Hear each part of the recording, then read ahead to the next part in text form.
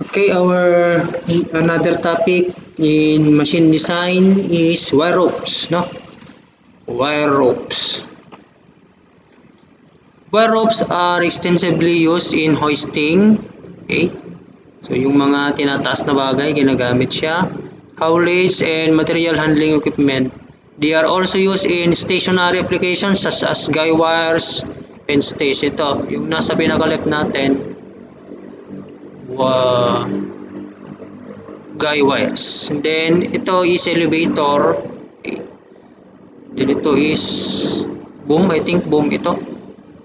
Ayan. So, construction, for example, meron tayong 6x7. Sabi niya, no? Ang ibig sabihin niyan, yung first number indicates the number of strands in the wire rope. So, meron tayong 1, 2, 3, 4, 5. Bakit 5? 6. 6. And then, yung second digit naman, yung steel wires in its strand. Ayan. Or yung hibla. Okay. So, 1, 2, 3, 4, 5, 6, 7. Ayan. So, kung makapansin natin, merong mga gap dito. Ayan. Mga spaces in between. Tapos din sa gitna, meron din. Okay. Kaya yung area, for example, given yung diameter ng rope, yung cross-sectional area niya, hindi parehas doon sa pi over 4d square, no? Later on, meron tayong para dyan. And then, construction, we have regular tsaka lang lay. Ang regular is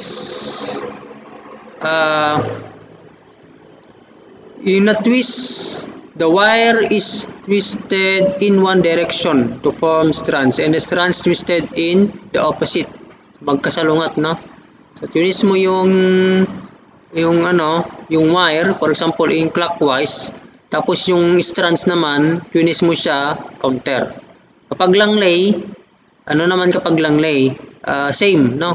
Kapag yung wire, twist mo siya ng clockwise, yung strand, iti-twist mo din siya ng clockwise. The greater the number of wires in a strand, the more the flexible the rope. Kaya mas madaling i-bend yung mas madaming wires, no? Or yung mas maliliit, mas pino yung wires, mas maliit yung mas madali siyang i-bend, flexible. So usually ginagamit yung mga flexible, no? Or yung madaming wire, madaming hibla sa mga sharp bends, no? Sa mga maliliit na sheave or pulley, parang ganon. Then, for example, meron tayong 1 and 1/8 in 6x7 na rope. Yung 1 and 1/8 na yan yung diameter ng rope. Kung babalikan natin, ito. Ayan, ito yung diameter niya. Yung diameter ng circle na ito. Yan yung first digit, first number, figure. Yung second naman, so na-discuss na natin kanina yung second, tsaka yung third. Okay, the size of a rope, dr, is the diameter of the circle that just contains the rope. Yan, sinabi ko na kanina, the greater the number of wires in a strand, the more flexible the rope. Rope made of small wires are suitable for sharp bends. Okay. Okay, yung 6x7 made of heavy wire, medyo malalaki yung wire niya, provides a maximum resistance to abrasion. Yun naman yung advantage niya, no? Okay? Baga mahirap siyang mapudpod. Siyempre naman, no? Kapag mas makapal or mas malaki yung niya, mas mahirap siyang mas matagal siyang mapudpod, no? Yung 6x19 naman, parang ito yung medium, no? Sabihin na lang natin medium.